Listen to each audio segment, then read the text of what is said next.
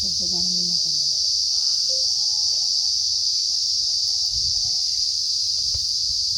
बोलो तो। हेलो दीदी बहने, हरे राम राम। आप लोग कैसे हो?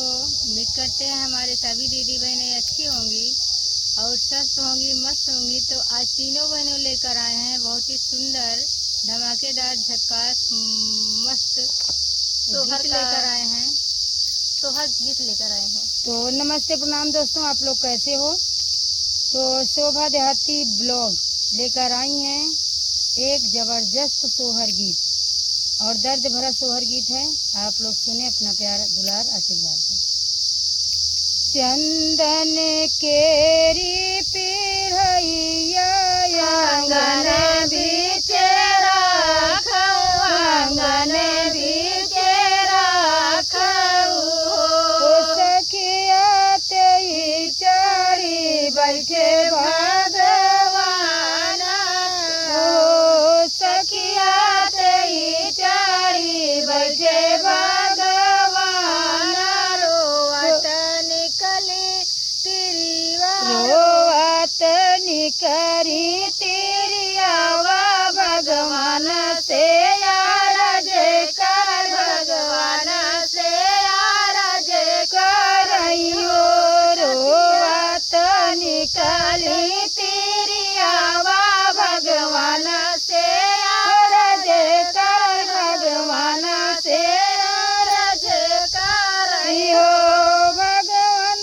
कमाना जनम हमरा दिया, बालक दुख रोए, बालक दुख रोए यो, भगवान कमाना जनम हमरा दिया, बालक दुख रोए, बालक दुख रोए यो, भगवान दिए हमें भगवान दिए महलाया टरियो, दुमहलाया टरिनी हो, भगवान एक नाई दिया, लालन लालन दुख रोए, लालन दुख रोए यो, महलाया टारी दे भगवान, दुमहला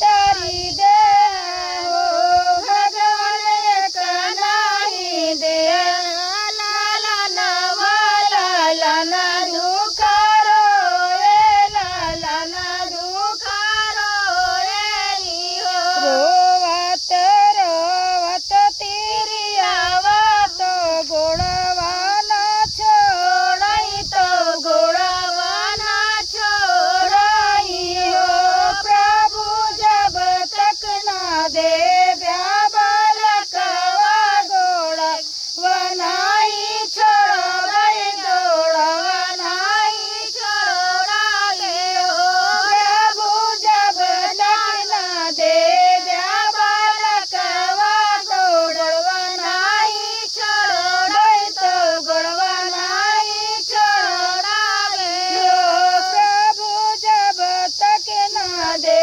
बालकवा, तो गोड़वा नाई छोड़ई, तो गोड़वा नाई छोड़ई हो, तिरिया बगिया तो भाग से लगाया, बगीचा तिरिया बगिया तो भाग से लगावा, बगीचा मैंने बुलावा, बगीचा मैंने बुलावा, तो चारों ओरिया सींचा, तो चारों ओरिया सींचाई हो, तिरिया यारी यारी लगाऊ काचा नरवा, बालक हुई पाऊ देव, बालक हुई पाऊ देव हो, तिरिया डरिया लगायो, बगीचा आऊरा ने बुलावा, तो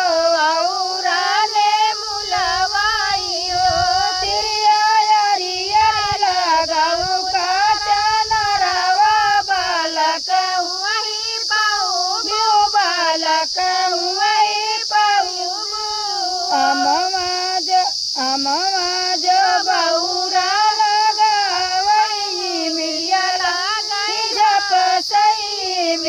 लागई जपसाई यो देवई फुलवा जौलाई गई का चनरवा बलका हुई बाऊ बलका हुई पाऊ तो दोस्तों ये बहुत छोटा सा सोहर गीत था, आप लोग कमेंट में बताइए।